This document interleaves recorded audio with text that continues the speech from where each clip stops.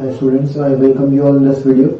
So in the last video we have discussed about resistivity. हमने देखा था कि resistivity क्या होती है और उसका फॉर्मूला क्या होता है.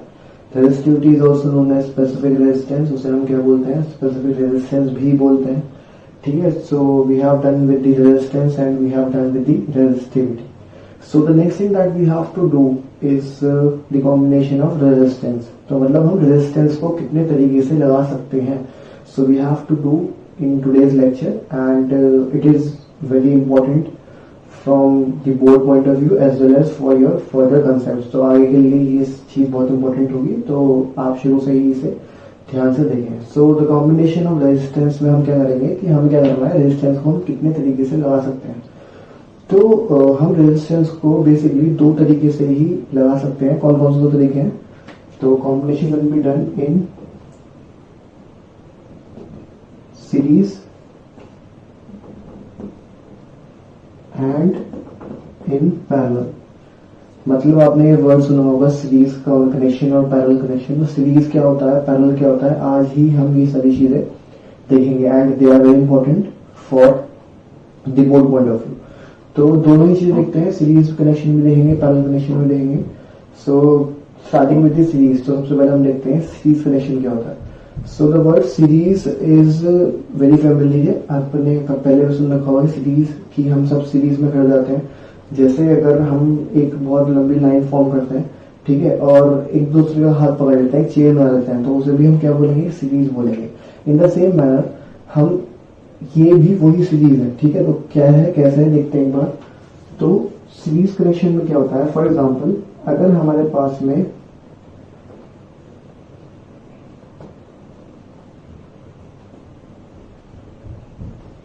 ये तीन रेजिस्टर्स है, ठीक है, मैंने क्या तीन रेजिस्टर ले लिए, ठीक है, इनकी वैल्यू है R1, R2, R3. ठीक है. अब ये तीन रेजिस्टर्स हैं. अब ये मेरे पे डिपेंड करता है कि मैं इन्हें कैसे लगा सकता हूँ, मैं इन्हें कैसे ज्वाइन कर सकता हूँ. तो the first thing that we have to study is series. तो हम अगर इसका एंड पॉइंट इसके स्टार्टिंग पॉइंट से जोड़ देते हैं, ठीक है, इसका एंड पॉइंट इसके स्टार्टिंग पॉइंट से जोड़ देते हैं, तो ये बन जाता है सीरीज कनेक्शन. ठीक है. when the end point of one resistor is connected with the starting point of the next resistor, तो उसे हम क्या बोल देंगे, सीरीज. ठीक है. तो ये क्या बन गया हमारा सीरीज कनेक्शन. तो इसे हम बोलेंगे सीरीज. ठीक है. तो अब होगा क्या कि हमें बहुत सारे रेजिस्टर्स होंगे, हमारे पास बहुत सारे रेजिस्टर्स होंगे and we have to arrange them, we have to find the value when they are connected in series. तो हमें सीरीज में भी मिल सकते हैं और वो हमें पैरेलल में भी मिल सकते हैं. तो हम ये चीजें कैसे आइडेंटिफाई करेंगे वो हम आगे अभी देखेंगे. इसमें जो नया कंसेप्ट आता है वो आता है हमारा रिजल्टेंट या फिर रिजल्टेंट रेजिस्टेंस. ठीक है. तो इसका जो रिजल्टेंट रेजिस्टेंस है, तो हमें उसकी वैल्यू निकालनी होगी कि इसका रिजल्टेंट क्या है. मतलब रिजल्टेंट कह सकते हैं कि जो इन तीनों की जगह एक रेजिस्टेंस काम करे. ठीक है. उसकी वैल्यू इन तीनों की रेजिस्टेंस की वैल्यू के बराबर होगी, तो वो क्या होगा, इन सब का रिजल्टेंट. ठीक है. तो the next thing that we are going to study is resultant. इसे तो यहाँ पे इक्विवेलेंट रेजिस्टेंस भी हम बोल सकते हैं रिजल्टेंट रेजिस्टेंस को. तो इक्विवेलेंट का मतलब क्या है, जितने भी हमारे पास में रेजिस्टेंस लग रहे हैं उन सबके बराबर, उन सबके इक्विवेलेंट, तो इसलिए उसे क्या बोलेंगे हम, इक्विवेलेंट रेजिस्टेंस. तो हमें क्या करना है, हमें ये करना है कि हमें एक ऐसे रेजिस्टेंस की वैल्यू चाहिए जो इन तीनों के बराबर का काम कर दे. फॉर एग्जाम्पल अगर हमारे पास में एक फैक्ट्री है, उस फैक्ट्री में बहुत सारे लेबर काम कर रही है. ठीक है. फॉर एग्जांपल 10 लेबर वहां पे काम करती है, कोई भी काम है, तो वो काम सारा 10 लेबर मिलके एक साथ करती है. ठीक है. अब क्या हुआ कि मॉडर्नाइजेशन की वजह से जो फैक्ट्री का ओनर था वो एक मशीन ले आया. ठीक है. और उस मशीन की कैपेसिटी इतनी है कि वो 10 वर्कर्स के बराबर का काम अपने आप अकेले कर ले. तो क्या हुआ, तो वो उन 10 के इक्विवेलेंट हो गई वो मशीन. तो वो 10 लेबर को हटा के अकेली ही मशीन उन 10 के बराबर काम कर देगी. तो यहाँ पे machine is equivalent to 10 labourers that are working over there. तो ऐसे ही जैसे यहाँ पे सपोज करो 3 रजिस्टर लग रहे हैं. ठीक है. अब इन 3 को हटा के, भाई सर्किट इतना बड़ा के करने की क्या जरूरत है. ठीक है. हम 3 को हटा के एक ऐसी वैल्यू लगा दें रजिस्टर की जो तीनों के बराबर काम करेगी, that will be equivalent resistance या फिर रिजल्टेंट रेजिस्टेंस. ठीक है. तो हमें क्या निकालना है, इक्विवेलेंट रेजिस्टेंस. उसके लिए फॉर्मूला होता है, सीरीज का भी फॉर्मूला होता है, पैरेलल का भी फॉर्मूला होता है. तो उसे हम डिवाइड यहाँ पे डिराइव कर लेते हैं। ठीक है, तो हमने क्या करा, हमने इन्हें कनेक्ट कर दिया बैटरी से और एक लगा दिया हमने यहाँ पे स्विच। ठीक है, तो हमने जब इन्हें बैटरी से कनेक्ट कर दिया और स्विच लगा दिया तो हमने स्विच ऑन करा, ये positive terminal negative, current flow होना शुरू हुआ, आई करंट फ्लो कर रहा है पूरे सर्किट में। ठीक है, यहाँ पे भी आई फ्लो कर रहा है R1 में, यहाँ पे भी आई फ्लो कर रहा है और यहाँ पे भी आई फ्लो कर रहा है। So we can clearly observe, हम बहुत इजीली इस चीज को ऑब्जर्व कर सकते हैं कि सीरीज में करंट क्या है, सेम चल रहा है। ठीक है, करंट क्या चल रहा है, सेम चल रहा है। करंट सेम चल रहा है तो यहाँ पे देखो, यहाँ पे इसका ज्वाइंट था ये वाला, एक ज्वाइंट हमारा यहाँ पे था ये वाला। ठीक है, जब करंट सेम चल रहा है तो पोटेंशियल क्या हो रहा होगा, डिवाइड, मतलब यहाँ से यहाँ तक पोटेंशियल डिफरेंस की वैल्यू होगी कुछ, मैंने बोला V1। ठीक है, यहाँ से यहाँ तक पोटेंशियल डिफरेंस की वैल्यू होगी, हमने लेट कर लिया V2, और यहाँ से यहाँ तक लास्ट में वैल्यू होगी V3। तो हमारे पास में इस पॉइंट के क्रॉस कितना पोटेंशियल होगा V1, इस पॉइंट के क्रॉस R2 के क्रॉस कितना होगा V2, और इस पॉइंट के क्रॉस कितना होगा V3। Is it clear? तो ये सिंपल है बिल्कुल। V जो है टोटल, यहाँ पे क्या है V जो हमारी वोल्टेज है बैटरी की, वो डिवाइड हो रही है V1, V2 और V3 में। तो पहले ध्यान रखने वाली बात, पहली चीज नोट करने वाली ये है, सीरीज कॉम्बिनेशन में current same and potential divide. Current same रहता है, पोटेंशियल डिवाइड रहता है। सबसे अच्छी पहचान है ये, देख के पता नहीं लगता। अगर ऐसे पहचान करोगे तो कभी भी आगे क्वेश्चन में गलती नहीं करोगे। तो सीरीज में हमें याद रखना है, करंट क्या रहेगा, सेम, और पोटेंशियल क्या हो जाएगा, डिवाइड। तो हम अब क्या करेंगे, हम इसका फॉर्मूला ड्राइव करेंगे जिससे हम ये पता लगा सकें कि इसकी वैल्यू जो है वो इक्विवेलेंट रेजिस्टेंस की वो क्या आएगी। तो देखते हैं, जो हमारा V है किसके बराबर है, V1 plus V2 plus V3 के। जो टोटल वोल्टेज है बैटरी जो लग रही है वो 3 में डिवाइड हो रही है, V1 V2 V3। ठीक है, वी नो दैट V किसके बराबर होता है, IR के। ओम्स लॉ से हमें ये पता है V किसके बराबर है, IR के। तो हम क्या कर सकते हैं, यहाँ पे क्या लिखेंगे, IR, V की जगह V1 की जगह क्या होगा, IR1, यहाँ पे IR2 और यहाँ पे IR3। अब आपके मन में डाउट आएगा कि मैंने यहाँ पे I1, I2, I3 क्यों नहीं लिखा। ठीक है, हम लिख सकते हैं, हमने यहाँ पे I1 लिख दिया, हमने यहाँ पे I2 लिख दिया, हमने यहाँ पे I3 लिख दिया। लेकिन मैंने क्या बताया, करंट क्या है, सेम, मतलब करंट क्या है, नहीं चेंज हुआ। यहाँ पे भी I है, यहाँ पे भी I है और यहाँ पे भी I है। तो हमने इसलिए क्या कर दिया, यहाँ पे इन सब जगह क्या कर दिया, खाली I लिख दिया। ठीक है, I hope that much is clear, इसमें कोई दिक्कत वाली बात नहीं है। ठीक है, तो यहाँ पे क्या लिखा, IR इज इक्वल टू, यहाँ से I कॉमन आ गया, अंदर क्या बचा है, R1 plus R2 plus R3। तो ये I से I कैंसिल हो गया। ठीक है, तो हमारे पास में फॉर्मूला क्या आएगा, R is equal to R1 plus R2 plus R3। That is the formula for R equivalent, equivalent resistance का फॉर्मूला। अगर 3 रेजिस्टर्स सीरीज में लग रहे हैं तो उनका इक्विवेलेंट क्या होगा, बस सिंपली उन्हें ऐड कर दो। ठीक है, सिंपली क्या कर दो, उन्हें ऐड कर दो, उससे क्या आ जाएगा, इक्विवेलेंट। कहने का मतलब ये है, इससे मैं आपको एग्जांपल समझाता हूँ। फॉर एग्जांपल हमारे पास में 2 रेजिस्टर्स हैं। ठीक है, सपोज करो एक ये और एक ये, इसकी वैल्यू 2 ओम है और इसकी वैल्यू 3 ओम है। ठीक है, अब ये 2 रेजिस्टर्स हैं। ठीक है, मैंने आपसे पूछा कि इस सर्किट में या इसकी जगह मुझे इक्विवेलेंट रेजिस्टेंस निकालना है, मुझे करना है इक्विवेलेंट रेजिस्टेंस निकालना है, एक ऐसी रेजिस्टेंस की वैल्यू जो इन दोनों का काम कर दे। तो आप क्या करना है, सिंपली इसे ऐड करना है। तो R इक्विवेलेंट क्या होगा, R1 प्लस R2 मतलब 2 प्लस 3 यानी 5 ओम। मतलब अगर इन दोनों की जगह में खाली एक 5 ओम का रेजिस्टेंस लगा देता हूं तो वो उतना ही वर्क करेगा जितना ये दोनों मिलकर कर रहे हैं। I hope it is clear. एक और एग्जांपल देख लेते हैं। सपोज करो जैसे यहाँ पे 3 थे तो R1 की वैल्यू मैंने बोला 2, R2 की वैल्यू मैंने बोला 3, और R3 की वैल्यू मैंने बोला 4। तो मुझे इक्विवेलेंट रेजिस्टेंस निकालना है, तो मैं क्या करूँ, तीनों को ऐड कर दूँ, 2 + 3 5, 5 + 4 9। तो मैं इस पूरे सर्किट में अगर एक 9 ओम का रेजिस्टेंस लगा दूं तो वो किसके बराबर होगा, वो इन तीनों के बराबर होगा। ठीक है, ये up to n number of term चलता रहेगा, मतलब जितने भी हमारे पास में रेजिस्टेंस होंगे वहां तक, अगर 10 है तो 10 तक जाएगा, n है तो n नंबर ऑफ रेजिस्टर्स तक जाएगा। I hope series connection is clear to you. Series connection वो कनेक्शन होता है जिसमें एक के बाद एक लगाए तक होते हैं, एक का एंडिंग पॉइंट दूसरे का स्टार्टिंग पॉइंट, जो हमारे घरों में दिवाली पे ज्यादा लगती है, that is connected in series connection. देखा होगा आपने कि एक बल्ब खराब होते ही सारा बल्ब बाकी भी खराब रहते हैं। सपोज करो ये वाली वैल्यू यहाँ पे बल्ब लगा है, वो खराब हो जाए तो करंट तो आगे फ्लो करेगा ही ना। ये भी हम पढ़ेंगे कि सीरीज के एडवांटेज क्या होता है, डिसएडवांटेज क्या होता है, जो घरों के अंदर हमारा जो कनेक्शन होता है वो कैसा होता है। तो अभी मैंने खाली एक एग्जाम्पल बताया कि सीरीज में क्या हुआ, सीरीज में जो झालर लगी होती है that is in series connection. तो मेन चीज याद रखने की है वो ये है, current same and potential divide. I hope it's clear to you. So till now we have studied about series connection. Series connection क्या होता है, कैसे होता है। So the next thing that we have to study is parallel connection. तो next heading है parallel connection.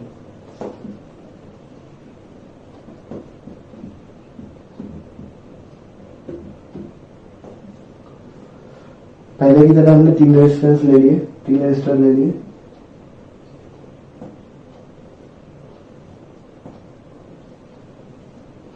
ठीक है, इसकी वैल्यू R1, इसकी वैल्यू R2, इसकी वैल्यू R3।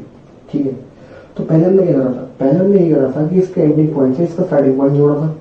ठीक है, इसके एंडिंग पॉइंट से इसका स्टार्टिंग पॉइंट जोड़ा था। अब हम कुछ और करेंगे। अब हम क्या करते हैं, तीनों के स्टार्टिंग पॉइंट एक साथ और तीनों के एंडिंग पॉइंट एक साथ ज्वाइन कर दिए। ठीक है, तीनों के स्टार्टिंग पॉइंट एक साथ ज्वाइन करें, तीनों के एंडिंग पॉइंट एक साथ ज्वाइन करें, और इसको किससे कनेक्ट कर दिया, एक बैटरी से कनेक्ट कर दिया।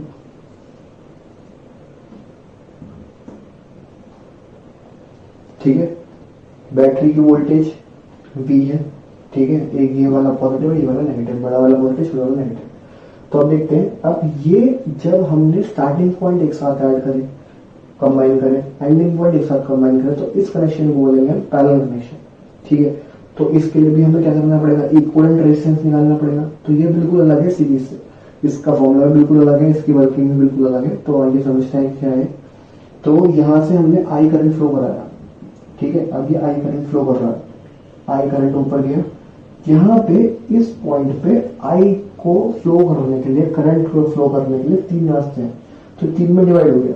यहाँ पे I1 हो गया, यहाँ पे I2 हो गया, और यहाँ पे I3 हो गया।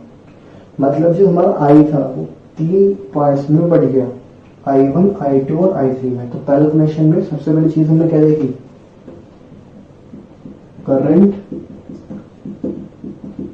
डिवाइड्स। करंट क्या हो जाता है, डिवाइड। करंट डिवाइड होगा तो पोटेंशियल क्या होगा, सेम होगा। अब ये पॉइंट और ये पॉइंट दोनों के बीच में पोटेंशियल डिफरेंस क्या है, V। तो potential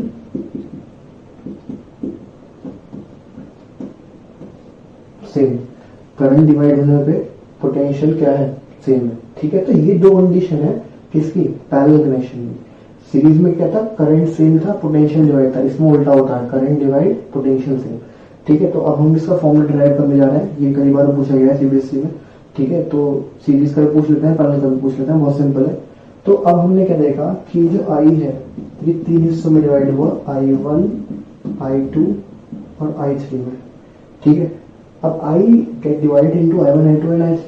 We know that I क्या होता है, V upon R। कैसे पता, ओम्स लॉ से पता है। ठीक है, V is equal to I R, तो I is equal to V upon R. तो मैं क्या करूंगा, मैं सब जगह क्या कर दूंगा, V upon R is equal to V upon R1 plus V upon R2 plus V upon R3। जैसे पिछले वाले हमारे डेरिवेशन में I सेम था, यहाँ पे क्या सेम है, V। तो मैंने V को V1, V2, V3 नहीं लिखा, मैंने तीनों जगह क्या ले रखा है, V। ठीक है, तो अब क्या करा, अब हमने इसे कॉमन निकाल लिया, v कॉमन आ गया, अंदर क्या बचा 1/r1 plus 1/r2 plus 1/r3। ठीक है, v से v कैंसिल हो गया, जब v से v कैंसिल हो गया तो हमारे पास फॉर्मूला क्या है 1/r is equal to 1/r1 plus 1/r2 plus 1/r3। That is the formula for R equivalent when they are in parallel। अगर ये पैरेलल में होंगे तो 1/r will be equal to 1/r1 plus 1/r2 plus 1/r3 and so on। जितने भी हमारे पास में register होंगे उसके लिए ये क्या होगा, ट्रू होगा। ठीक है, तो अब हम इसका एग्जांपल देख लेते हैं। सपोज करो दो रजिस्टर्स लिए हमने, ठीक है,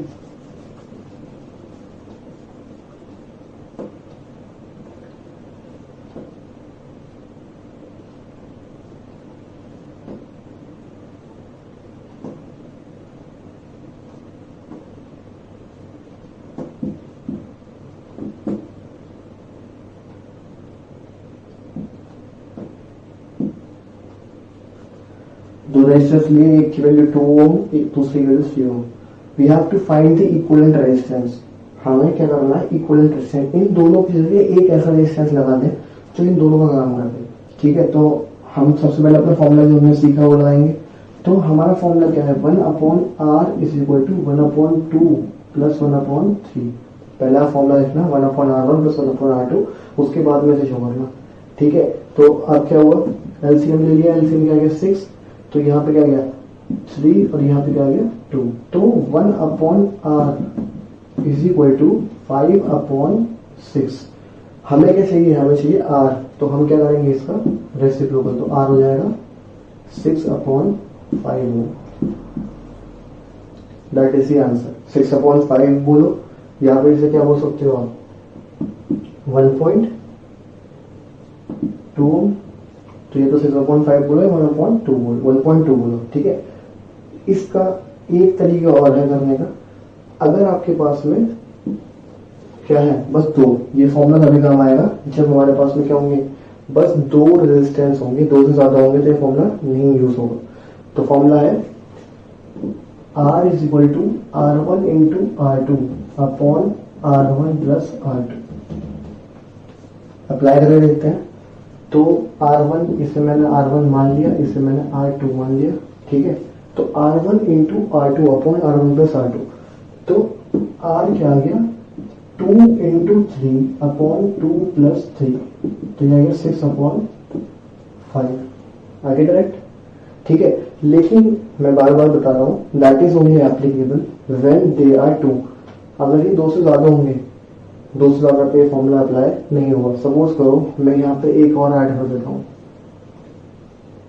ठीक है, मैंने इसकी एक और वैल्यू ऐड कर दी, 1 ऐड कर दिया, तो ये फॉर्मूला अप्लाई नहीं होगा। तब हमें इसी की तरीके से करना पड़ेगा। कैसे करेंगे, 1/r is equal to 1/1 plus 1/2 plus 1/3। ठीक है, एलसीएम क्या आ गया 6, यहाँ पे 6, यहाँ पे 3 और यहाँ पे 2, क्या आया 6 और 3 9 और 2 11/6।